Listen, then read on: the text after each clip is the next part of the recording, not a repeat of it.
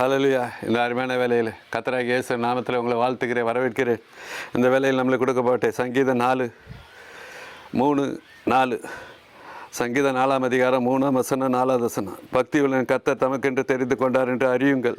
நான் கர்த்தரை நோக்கி கூப்பிடுங்கள், அவர் கேட்பார். நீங்கள் கோபம் கொண்டாலும் பாவம் செய்யாதிருங்கள். உங்கள் படுக்கையில் உங்கள் இருதயத்தை பேசிக்கொண்டு அமர்ந்திருங்கள். நம்ம எவ்வளோ கோபம் வந்தாலும் வாயிலேருந்து நல்ல வார்த்தைகளை வர சத்துருக்காக நீங்கள் திறப்பில் நிற்கணும். எல்லோரும் திறப்பில் நிற்கணும். இந்த வேலையில் நம்ம பரிசுத்த நீதியின் கனியை செலுத்தணும். பாருங்கள், 5ஆவது வசனம். நீதியின் பலிகளை செலுத்தி கர்த்தர் மேல் நம்பிக்கையாக இருக்க.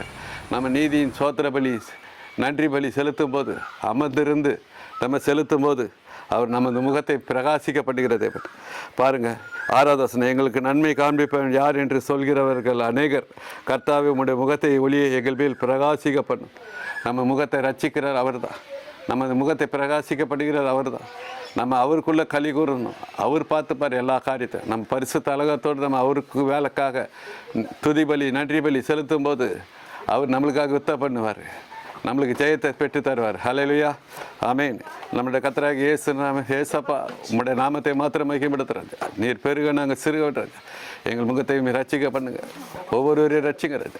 ரட்சிக்கப்பட ஜனங்களை ரட்சிக்க கிருபை தந்தாரில் முடியாது ஜெபிக்கிறோம். இயேசு நாமத்தை ஜெபிக்கிறோம். ஜெபங்களில் பிதாவே, ஆமேன். ஹல்லேலூயா.